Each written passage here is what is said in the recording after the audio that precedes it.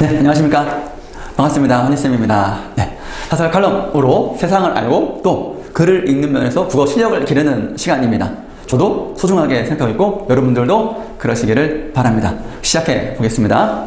92번 100번째 되면 뭔가 이벤트를 하나 할까 생각 중입니다. 좋은 아이디어 있으면 주세요. 92번째 동료 정치인에게 말하고 싶다. 이분은 배복주님은 정의당 부대표님으로서 정치인입니다. 그러니까 다른 정치인에게 말하고 싶은 어떤 게 있다라는 것이죠. 그 말하고 싶은 게 뭐냐라고 우리가 찾는 것이 목표겠고요. 그 말하고 싶은 그 내용이 적절한지, 거기에 끄덕여지는지 아니면 좀 아닌데 하는 건지에 대한 판단은 우리의 몫이 되겠습니다. 먼저 이분이 충분하게 동정치 말하고자 하는 바가 무엇인지를 찾는 것이 첫 번째. 두 번째는 그것이 정말로 나에게도 영향을 미치는 것인지 끄덕끄덕 되는 것인지 아니면 고개를 갸웃거리는 것인지 판단하는 것이 두 번째가 되겠습니다. 할 수 있겠습니까? 그렇게 쭉 해왔었죠 우리는. 자, 보겠습니다. 내용 정리는 읽어가면서 정리할게요.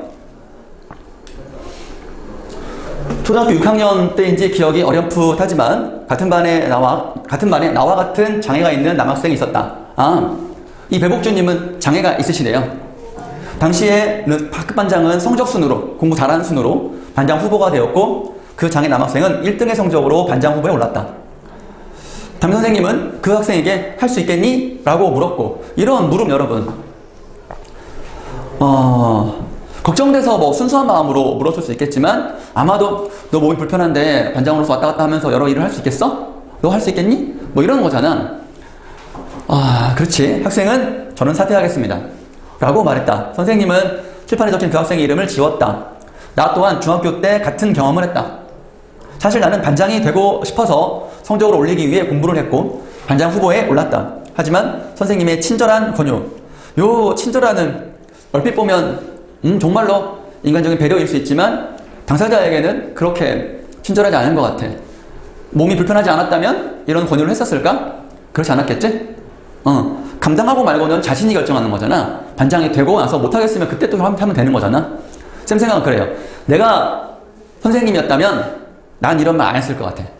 여러분들은 어떻게 생각합니까? 내가 이 학생의 선생님이었다면 권유하지 않고 해! 같이 해! 도와달라고 할 때 이렇게 하면 어떨까? 나는 그랬을 것 같아. 거리를 두고 지켜봤을 것 같아. 어떻게 하나? 잘해!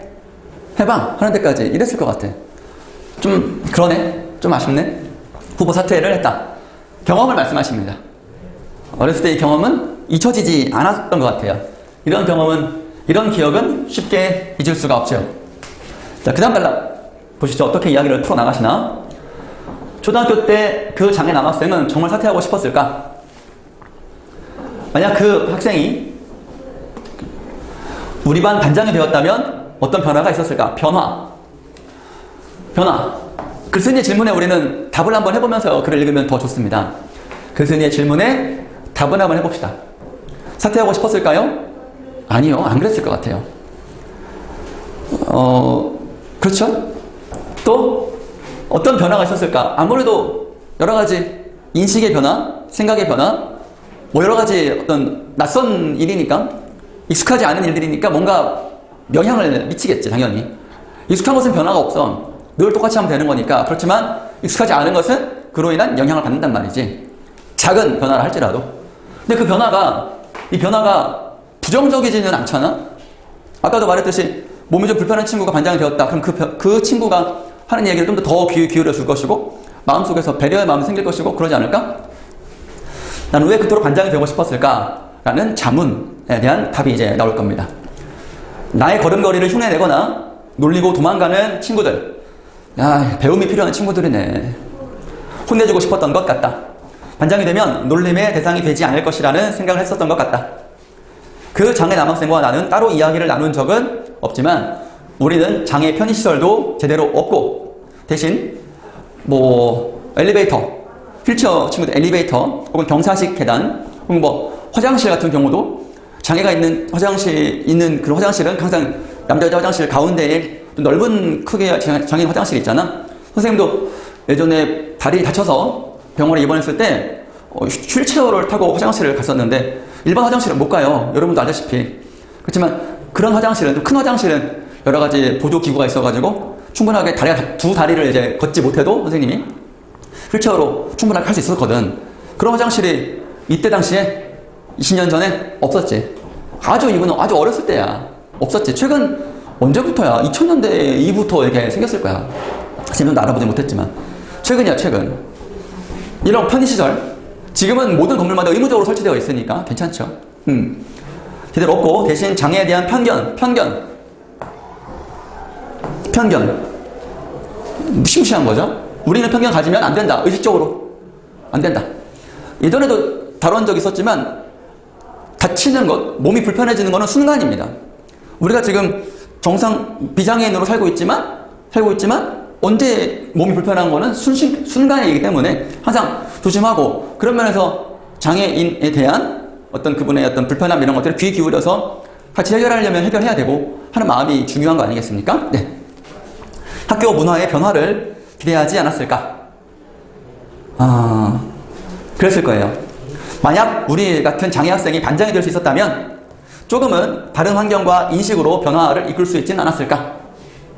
그랬을 수도 있죠. 힘들었겠지만, 지금도 마찬가지죠. 지금도 어렵지만, 그래도 많이, 조금씩 이제, 물론 장애인분들의 눈물 어린 투쟁으로 조금씩 나아지고 있지만, 이때 당시에는 많이 힘들었겠지만, 그래도 시작이잖아. 그치? 그 시절 기억을 뒤로 하고 지금은 정치인으로 살아가고 있다. 정치 입문과 동시에 21대 국회의원 비례대표 선거를 경험했다. 선거운동은 시작부터 장벽에 부딪혔다. 시작부터 어려웠어. 유세 차량에 1톤 트럭에 오를 수도 없었고, 재래시장을 누비며 인사하기도 힘들고, 선거 율동도 할 수 없었다. 하지만 무엇보다 어려운 것은 변화를 기대하는 유권자들을 향한 말이었다. 여러분, 정치는 말이에요. 정치는 말로 하는 거야. 정치인들은 제가 무엇을 하겠습니다. 제가 어떤 제도, 어떤 정책을 펼치겠습니다. 라고 말을 하고, 유권자들은, 시민들은 그 말을 하는 사람에 대한 믿음, 신뢰를 보고 투표해서 당선시키고 그 사람이 잘하나 못하나 감시하고, 당선된 사람은 말하는 대로 지키려고 노력을 하고, 그렇게 서로 신뢰, 같이 공동의 이상을 향한 신뢰관계가 정치인과 유권자들의 관계거든. 가장 바람직하지. 그래서 정치인은 그런 이 굉장히 무게가 있어야 되고, 시적절해야 되고, 그래야 돼. 리더의 말이어야 되는 거야. 승리의 말이어야 되고, 패배의 말이어서는 안 돼. 유권자들에게 희망을 줘야지. 그런 것들. 그래서 정치는 말이다. 이분도 말이 굉장히 중요했단 말이지. 나의 경험과 유권자의 경험이 연결될 수 있는 말. 그렇지, 서로 공명하지, 울리지 않는 그런 말이면 안 되잖아. 나를 막 떠들고, 상대방은 뭐라고 하는지 이해 안 되는데 막 떠들면 서로 그 말이라고 할 수는 없잖아. 말이라는 것은 했다고 해서 말이 아니라 전해지고, 주고받아야 그게 대화이고 말이잖아. 특히 정치인에게는 그게 더 중요하지. 자, 이런 말. 그러니까, 그냥 형식적으로 정치인 이렇게 옷 입고 국회 가서 뭐 할 수는 있지만, 중요한 거는 말이라는 거야. 말. 어떤 말을 어떻게 해야 할지, 그 상황에 맞게끔 말을 한다는 건 굉장히 어려운 일이기도 해. 누구도 차별받지 않는 세상에 대한 희망의 언어, 울림의 언어. 이 문장이 좀 좋더라고. 발표를 쳐보세요. 밑줄 긋고. 누구도 차별받지 않는 세상에 대한 희망의 언어, 울림의 언어를 말하고 싶었다. 이런 말.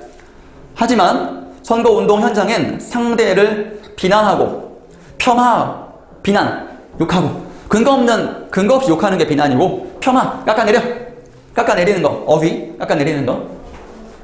어휘는 여기다 따로 적읍시다.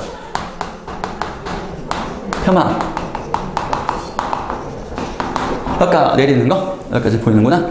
깎아내리는 거. 대부분은 사회적 소수자, 여성, 아동, 노인, 또 성적 소수자, 여러분 또 이주하신 분들 등등 계시겠죠. 편견과 혐오에 기초한 말들이었다. 즉, 이들이 공격 포인트는 약자니까 공격하는 거야. 선거운동의 공간에서 학창시절 반장이 되고 싶었던 마음이 소환되었어. 아직도 변함이 없구나. 다시 초라해지기도 하고 두려워지기도 했다. 그러니까 내가 그런 모습이니까, 이분이 몸이 불편하시니까 이런 선거운동 현장에서 그런 상대방이 그런 말을 들으면 다시 그때처럼 또 친구들의 비난, 편견을 또 받는 거니까 되게 힘들었던 기억이었겠지. 네, 그래요. 그 다음 단락 보겠습니다.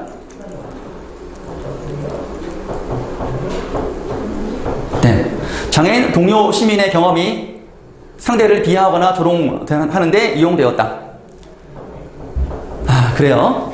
정치인이 연설에서 무능하고 실패한 사람을 장애로 표현하고 공격하는 행위는, 그렇지, 몸이 좀 불편한 게 그 자체로 깎임을 당하거나 조롱되는 건 아니잖아. 그래서 안 되는 거잖아. 근데도 이런 정치인이, 부정적인 정치인이 이런 말을 하면 그 말을 듣는 일반 사람들은 영향을 미친다는 거야. 정치는 말이고, 특히 정치인의 말은 신중해야 돼. 차별적인 그런 말을 하면 안 돼. 왜냐하면 영향력이 크기 때문에 다른 사람에게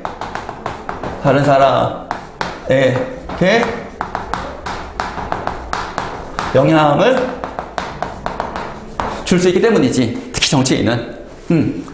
정치인이 성소수자 동료 시민을 병리화하고 뭔가 좀 아픈 사람으로 취급하고 존재를 부정하고, 우리 왜 전에 변희수 하사관님에 대한 글도 읽었었죠? 그런 분들, 부정하는 언사, 말, 표현을 함부로 하게 되면, 자, 언사, 말, 표현이요. 혐오를 용인하게 하고, 인정하게 하고, 허용, 인정하게 하고, 암묵적으로 겉으로 드러나지 않게 몰래 제외를 허용하게 만든다. 정치인의 말은 영향을 많이 미쳐요. 정치인들이 법과 제도를 만드는 역할을 하잖아. 이주민 동료 시민을, 외국에서 오신 분들, 일을 하거나 이민이나 이런 것들, 정책에서 배제하고 고려하지 않는 정치인의 태도도 말이지, 그들을 다르다는 이유로 공동체 밖으로 추방, 내쫓는 거야. 추방.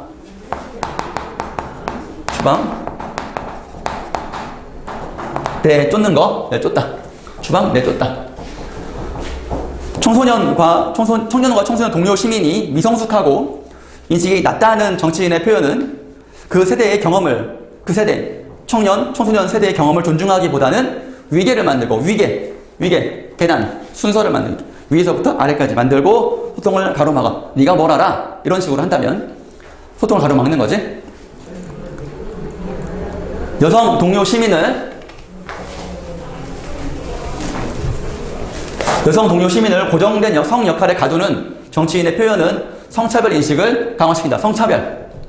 고정의 성 역할. 여성이 무슨 밥 같은 일이야. 안에서나 집안일이나 해. 애나 키워. 밥이나 해. 이렇게 하는 것이지. 고정된 성 역할. 남자는 남자일, 여자는 여자일. 그것만 해. 라는 소리야. 아주 전통적으로 나쁜 표현인 거지. 정치인은 자신이 하는 발언이나 연설이 사회적 소수자들에게 어떤 영향을 미칠지 충분히 고려해야 한다. 신중하게 해야 돼. 고려해야 돼. 사회적 소수자에 대한 정치인의 차별적 인식은 혐오를 낳고 폭력. 최근 우리는 미국에서 아시아인 혐오 때문에 8명이나 돌아가시고 총기 사건이 일어났잖아. 그런 것들이 이런 영향 때문에 벌어지는 거죠. 우리 사회에서 이런 일이 벌어지지 않으리라는 법은 없어요. 충분하게 있을 수 있습니다. 그러니 어떻게 해야 됐어요? 경계하고 조심해야 되고 비판해야 돼. 그렇게 하지 말라고. 말을 똑바로 하라고. 말이 전부라고. 있다는 점을 반드시 인식해야 한다. 깨달아야 한다. 깨닫다. 최근 4.7 재보궐선거. 오늘이 4월 6일이고요. 내일 이제 4월 7일날 서울시장 선거와 부산시장 선거가 이제 크게 있습니다. 선거운동에서 거대 양당, 더불어민주당과 국민의힘 양당이 큰 두 개의 정당이 그 후보들이 쏟아내는 말을 마주할 때 참담하다. 가슴이 무너져 내린다. 처참하다. 이런 소리입니다. 성소수자를 거부할 수 있는 권리에 대해 말하고, 성소수자는 이분의 입장에서는 품어 안아야 우리의 시민의 일부야. 그런데 오늘 정치인이 내가 말은 안 하겠지만 어느 정치인이 그런 성소수자를 보지 않을 권리도 있는 거 아니냐, 사라지라는 거야. 이런 인식 문제가 있지. 되게 말하고 상대 정치인을 비판하고자 중증 치매 환자로 비유하고, 청년은 경험치 낮다고 단정하고, 여성을 돌봄 역할로 한정하고, 사람을 쓰레기 분리수거로 표현하고 있다. 자, 이런 표현은 정치인으로서 올바르지 않은 말이죠. 해서는 안 되는 말이야. 이런 말들이 그들의 지지 세력들에게 고개를 끄덕이게 하고 혐오의 말을 낳고 폭력을 일으키고 사회를 화합하지 못하는 그런 거라는 단초가 되는 거잖아. 정치인들이라면 적어도 리더, 지도자가 되는 정치인들이라면 적어도 이런 말을 해서는 안 되지. 차별의 말보다는 화합의 말을 하는 게 맞겠지.